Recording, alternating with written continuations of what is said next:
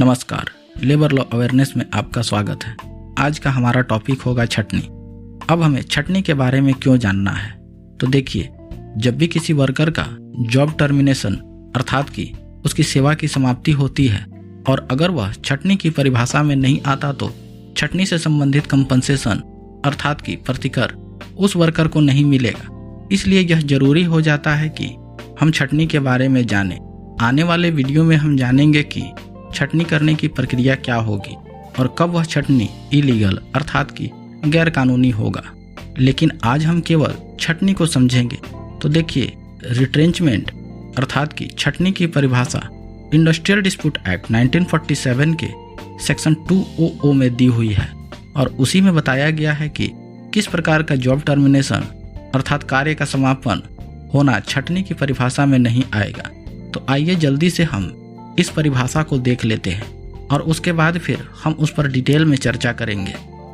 Retrenchment means the termination by the employer of the services of a workman for any reason whatsoever otherwise than as a punishment inflicted by way of disciplinary action but does not include voluntary retirement of the workman और retirement of the workman on reaching the age of superannuation if the contract of employment between the employer and the workman concerned contains a stipulation in that behalf or termination of the services of workman as a result of the non-renewal of the contract of employment between the employer and the workman concerned on its expiry of such contract being terminated under stipulation in that behalf contained therein or termination of the services of a workman on the ground of continued ill health। तो देखिए, यहाँ पर यह section clear कहता है कि छटनी से नियोजक द्वारा किसी कर्मकार की सेवा का समापन अगर किसी भी कारण से किया जाता है, किंतु अगर ऐसा सेवा का समापन अनुशासन संबंधित कार्रवाई के रूप में दिए गए दंड के अनुसार किया गया है, तब वह छटनी नहीं होगी। अब फिर आगे यह सेक्शन कहता है कि इसके अंतर्गत voluntary retirement of a workman अर्थात कि स्वेच्छा से अगर कोई कर्मकार की सेवानिवृत्ति होती है तब वह छटनी की परिभाषा में नहीं आएगा। अगर वह कर्मकार अपनी सेवा की अवधि को पूरा कर लेता है और उसके बाद वह सेवानिवृत्त होता है तब वह छटनी की परिभाषा में नहीं आएगा।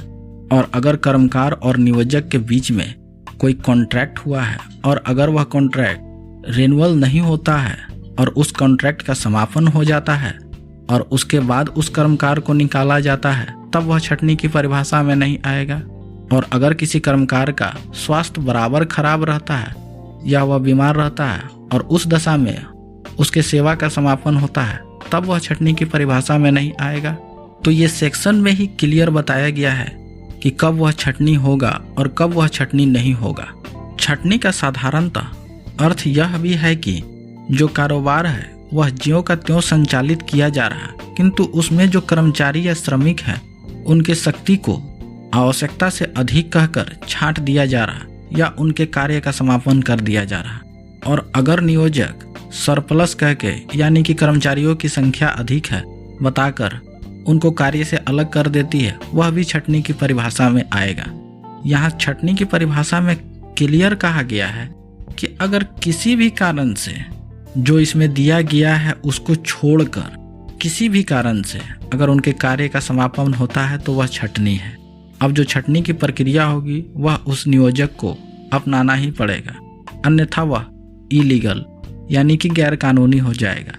अब छटनी करने के लिए कौन से प्रक्रिया को नियोजक को अपनाना पड़ेगा, इसकी चर्चा हम अपने आने वाले वीडियो में करेंगे।